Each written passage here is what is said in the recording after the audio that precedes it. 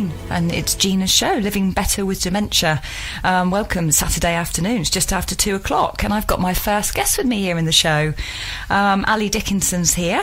Ali is an end-of-life doula for Living Well, Dying Well.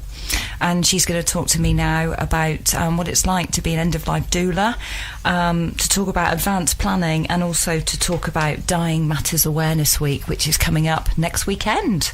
Welcome, Ali. Thank you, Gina. Great to have you in the studio here. Thanks for coming in. Thank you for asking me. You're welcome. So to start, I mean, obviously people might think, oh, this is Living Better with Dementia. Why has she got somebody talking about advanced planning? The reason is, I believe, and I know you do, Ali, is there's a strong correlation and connection with that. And when people get diagnosed with dementia, obviously it can be a long time while they're sort of living, but it's important to think about an advanced plan early on. That's my opinion, and I think you'll sort of back me up on that, won't you, really? So that's why you're here today, and obviously also because we're doing work together with regard to advanced planning and death cafes, and also linking in with dementia there. So thanks for coming in, Ali. So tell me a bit about your role as an end-of-life as an end-of-life doula. Yeah. So work with people at end of life, support them at end of life, and that can be the person who has a life-limiting illness, with the people that are close to them as well.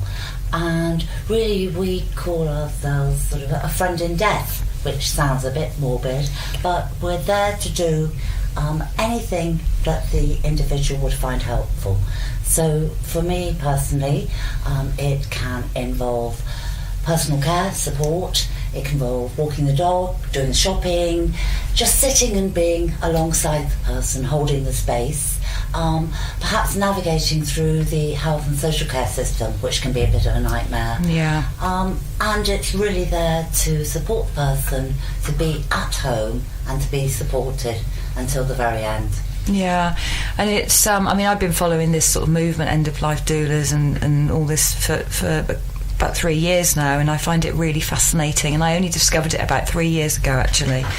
So I'm just thinking from your perspective, so just say I came to you tomorrow and said, I've got a terminal illness, and what would happen? Talk me through maybe how would you sort of say, okay, go away and come back whenever? Or I know that sounds bizarre, but what might happen? I'm thinking of people that are listening that wouldn't have any idea what it's about. I suppose there's treachery, and it's where you might be with your illness. But we would sit and talk to the person, perhaps about their goals and their objectives, what they want, what they don't want. Initially, you could just not be with the person that much. You could be seeing them once a week, once a month. But as things progress, you might be there more and more and more. So it really is very, very person-centred.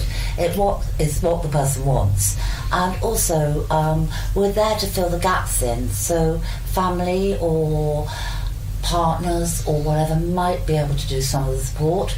The person might want support from external agencies as well. So we just suss out what's going on, and are there to fill the gaps and do whatever is needed. Yeah. Very flexible, and I suppose flexibility and consistency is what we're about. And that's key, isn't it? That's the fundamental side of it. We're going to come back to you in a minute on that, but for now we're going to play Bette Midler. Sorry, we're not. I do apologise. We're going to play your song, Ali. Okay, thank you very much. It's time to say goodbye, and I'm sorry if I'm mispronouncing this, but it's Lauren Aquilina. It was the music to Downton Abbey. Oh, brilliant. I love this version. Thank you.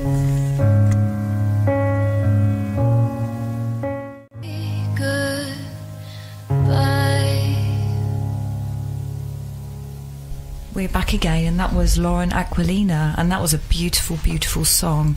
I'd just like to apologise. I cut Ali a little bit short just before that track because we had a few technical difficulties in the studio. So for anyone tuned in that didn't hear us properly, hopefully we're loud and clear now at home.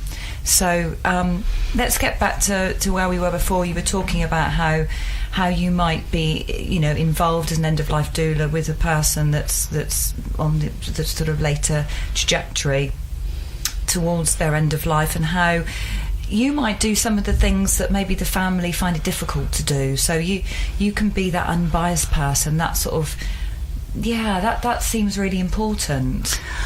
It is really, really important that the people close to the person who's dying, they can have, it's a cliche, isn't it, but they can have the quality time with the individual. I'm just thinking, for example, I was with a man who was in his final days, and his daughters hadn't been around an awful lot, but they came in, they wanted to be there for the final days, hours, and they wanted to know how to be with him, and I said, be peaceful, be quiet, talk to him, and they did that, and I sort of departed really, and left them to it, knowing that it was a safe space, and he died with them at his side, and that was absolutely lovely. That's absolutely lovely. That's really wonderful. So I'm just thinking as you're saying that they say the last thing to go for, certainly I know for people with dementia, is their hearing, and I think that's true, isn't it, generally? So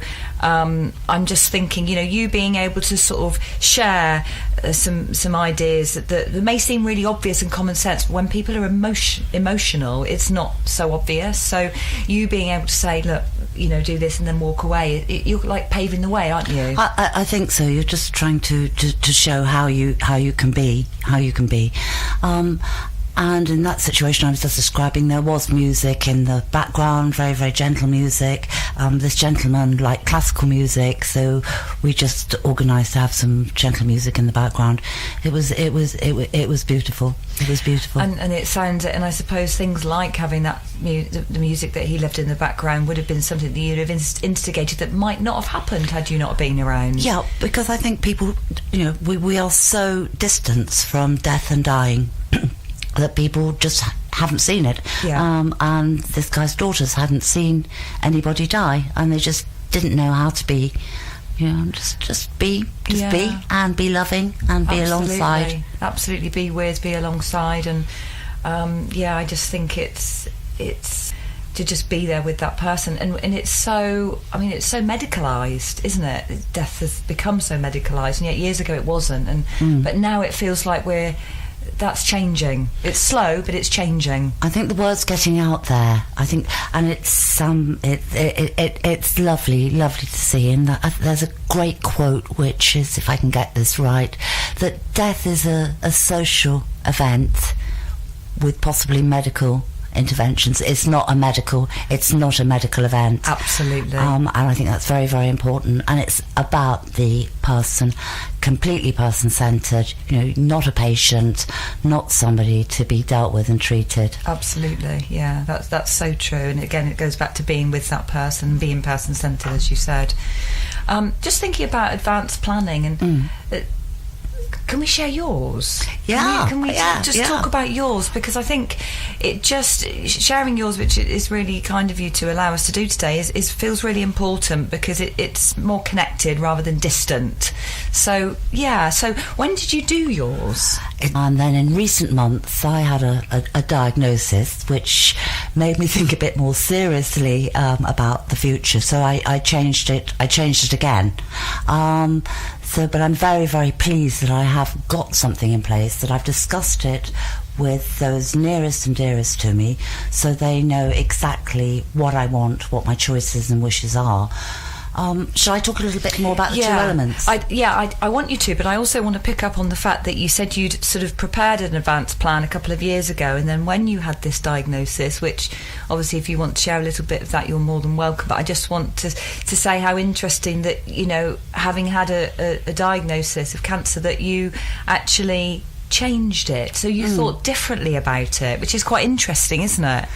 It is, and I'm okay with saying this. I think that the people that I had chosen to speak for me in the situation that I might not be able to speak for myself, just seeing how they were with my diagnosis made me rethink, because to ask somebody to support your wishes and choices at the end of life, I think that person has to be quite a special human being and quite a tough person as well. So that made me rethink a little bit.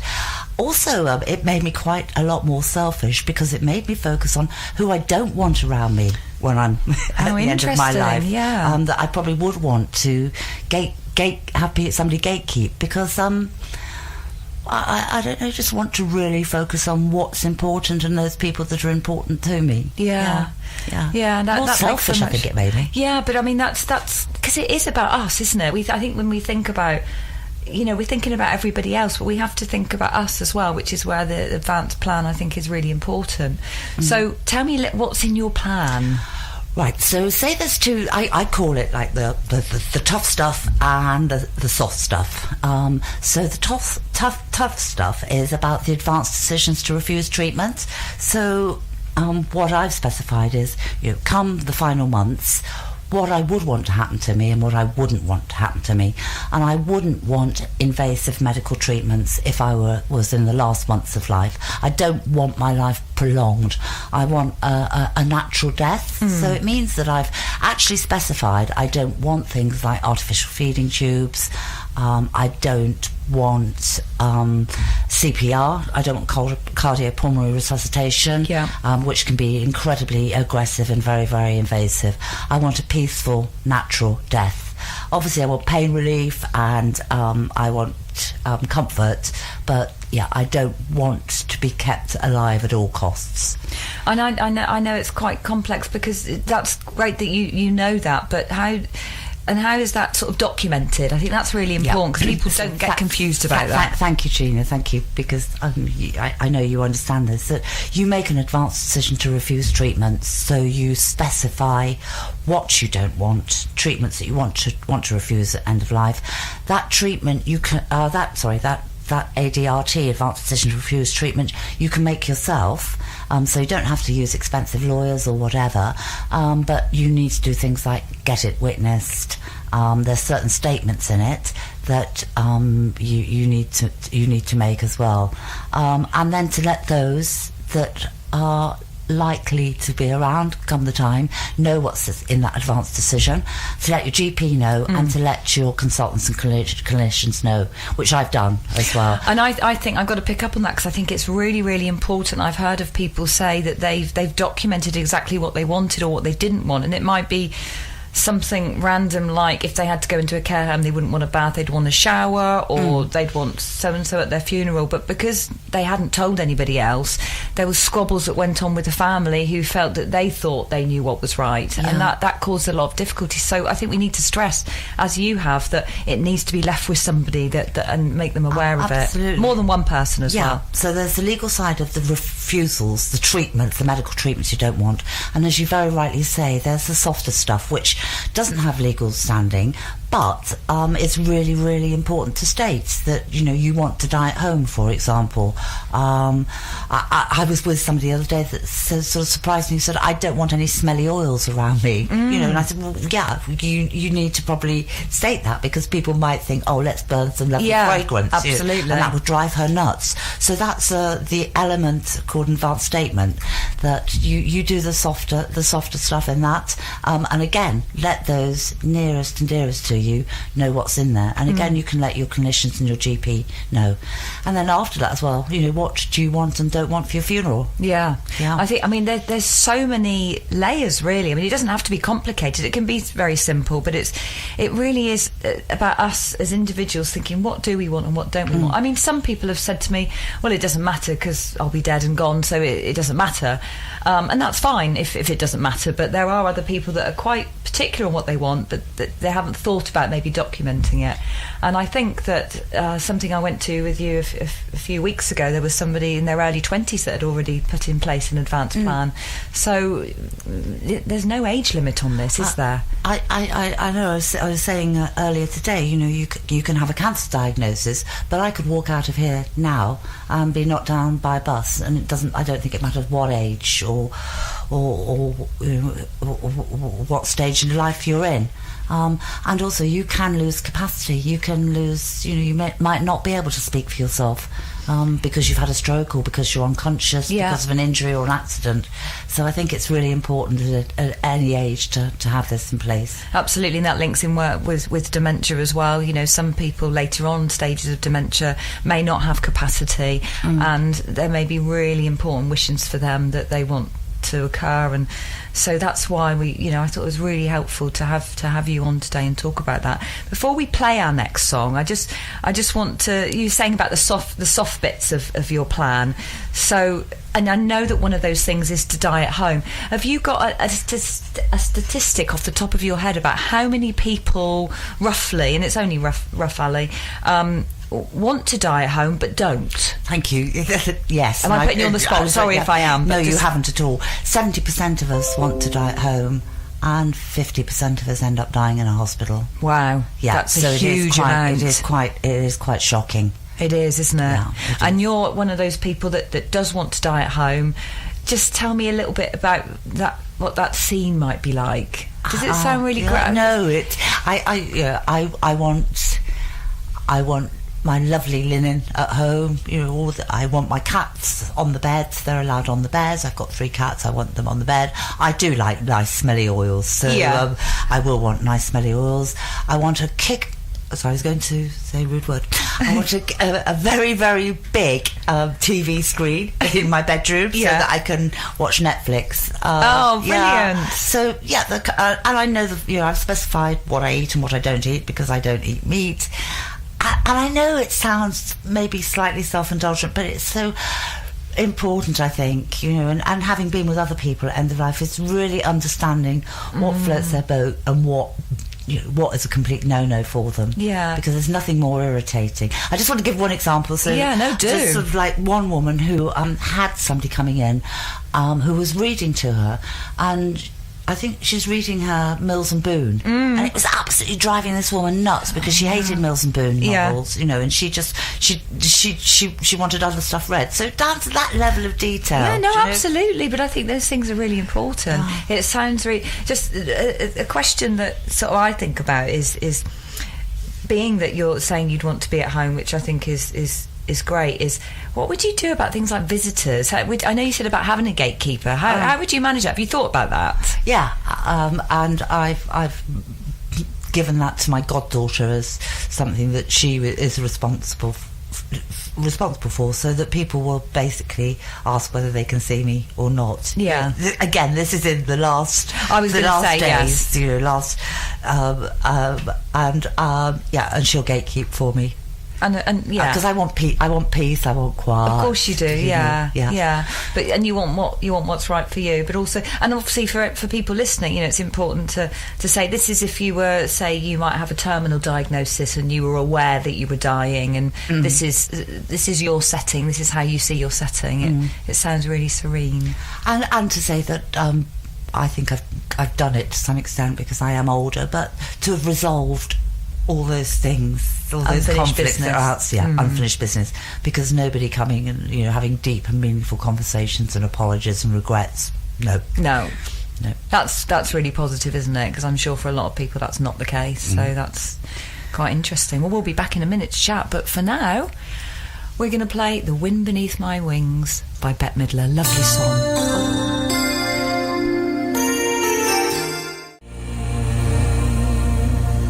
Welcome back, Ali. We've just been chatting while Bette Midler was playing, which is a lovely song, about how we met. And obviously Ali's here because we met, was it a couple of years ago? About 2 years ago. It was about 2 years ago. So I'd actually, about 4 years ago, I discovered the Death Cafe movement, which is a huge movement, global movement, which was instigated and sort of inspired by John Underwood, wasn't it? So I was looking to go to a death cafe about 4 years ago, and I found there was one in Exeter, and this particular day it was on, I couldn't get there, and I couldn't see anything locally for a while. And then a couple of years ago, I was on good old social media. What would we do without it? And we kind of linked in, didn't we? I think you're sort of around the Sidmouth area, so and then you were doing a death cafe, and I sort of said I'd like to come along. And actually, for the last 18 months, we've been co-hosting them, haven't we? It's been lovely. It's been absolutely lovely, because in Sidmouth, I don't think there was quite the readiness for death cafes. I don't mean to denigrate Sidmouth in any way at all, and I think there's going to be things happening now more recently. But when we met, we said, hey, let's try it in Exeter instead, and we did, and it kicked off, didn't it? I think from the word go. It did. Really, really well. And it's been lovely to co-host with you, because I think it's a lovely combination of the end-of-life work with the dementia work, which fits so well together. Yeah. Because I don't know I forgot what the stats are, but something horrific that 1 in 3 of us are going to have a dementia condition at the end of life. The stats change a bit. I think it's 1 in 4 recently, but by the by anyway, a lot of people, I mean, there's 850,000 people living with the diagnosis of 40,000, I think, under 65. But what about all the undiagnosed? And I think that's a lot of people. So we're going to be touched in some way. So so we've connected in that way, haven't we? And I think what you've brought to the party, which has been so lovely, is the diversity of the people that come to our death cafes as well. So I think we've had an age group from sort of like 90 through to 19. We have. And actually I want to pick up on that, because our most recent cafe, or the one in January, we had a group of students come, didn't we, from university, drama students, who were just amazing, weren't they? They're so fantastic. Heartfelt, so giving and open and empathic, really, with it was great. So, and I don't know if we show my age, but it's like Morecambe Wise, they wrote a play about it, didn't they? They did. And then we watched it. They did. It was like an improvisation. I mean, it was planned and everything, the stage, but it was so powerful as part of their finals. Their finals in their drama degree, and we were really touched, weren't we? It was really powerful, and that was thanks to CUP, because we've been holding the last few deaf cafes at CUP in Exeter, and we will be this year. It's a great venue, and our next one's actually on May the 11th. That's right. Which brings us on 7 o'clock to 9 o'clock. Yeah, 7 till 9 at CUP Cafe in the new array of shops within the Guildhall, which is lovely, and we're actually upstairs, aren't we? So people come, and it's very, and we need to explain that people say, it must be really morbid, how weird, you're a load of weirdos. I mean, it's not like that. It really isn't. What I would say to people is come along, make your own choice, rather than sort of judge what you think it might be like. But I also understand people are fearful and they don't want to talk about it as well. So, and I think we try very hard, don't we? That I can quite understand somebody walking into that environment for the first time, as they come in, must think, "What the hell am I coming into?" Yeah. So we always make a big effort to welcome people. Yeah. And I've always observed, I don't know if it's the same for you, that people sit down and they're into it straight away, laughing, some sadness. Yeah. But it's just buzzing straight away. It's authentic. It's just, and it's mainly often strangers coming together, sharing stories, sharing things that are challenges, but there's no agenda. I think that's the thing to say. There is no agenda. You don't do anything as such. You're just there, and whatever happens. Yeah, some people listen, some people share, some people. Yeah. There's no pressure to share, and it's literally to introduce yourself around the table, and whatever happens, and sort of dot tables around, don't we? And then after about an hour, we say if people want to swap around, that's great. So I've just had a T-shirt made, Gina. Have you? But I don't know if I'll wear it ever. Oh, right. I went to a deaf cafe and lived. Oh, yes, so you did. I'll have to get you one. Yeah, that would be fab, yeah. Oh, that's brilliant. And in fact, talking about the Deaf Cafe that we're doing on the 11th of May, which is a Wednesday. It's a Wednesday, isn't it, 11th of May? I'm sure it is. Wednesday or Thursday anyway, 7 till 9. It's normally a Wednesday we do them. It is actually dying Matters Awareness Week. That's right. So let's talk about that. What are you doing in Exeter? That you've got some really good stuff going on that week. Yeah. So this morning we've been outside John Lewis to just kick off and just to tell people what's happening during Dying Matters Awareness Week. We had a Before I Die wall. So we had this morning we had all sorts of people writing things up there. We had some perhaps slightly smutty comments put on there, but we also had some really, really good things there. But we wanted to promote the fact that we're at the Exeter Community Centre, and on the 7th of May we're running a one-day workshop on dying at home, because I think there's been a lot in the media recently about the cost of funerals and how expensive they are. And this is just to give people information that they can again do as much or as little as they want, so they can care for the person they love at home. So we're going to talk about being with the person in the final days, the stages of dying. We're going to talk about caring for the body. We're going to talk about the types of funerals you can have, or not a funeral at all. Just things like you can bury somebody in your garden with the right permission. You can take somebody to the crematorium in the back of the car. Maybe people see that as a bit extreme, but just giving people the whole range of alternatives, from a very traditional funeral through to something a bit different. So that's on the 8th of May. Sorry, that's on the 7th. Yeah, and I'm really delighted to say that I'll be attending. Yeah, so you're a body, aren't you? I am indeed. Yes, it's a bit scary, but it will be different. But I think it's wonderful that you put yourself up for this, that we can actually give a practical demonstration of what it is like to just care and tend for a human being. We could do it on a dummy, but no. Well, it won't be quite the same, will it? Thank you very much for that. You're very welcome. It's going to be a really good day. And then on the Monday, we are doing planning for end of life. So that's some of the stuff I've spoken about already. So advanced decisions to refuse treatment, what you'd like and what you wouldn't like. We're going to talk about mental capacity. We've got somebody called Lynn Dunn with us, who's from Macmillan, and she's South West Ambulance First Response Team as well. So she really understands this stuff about advanced decisions and CPR.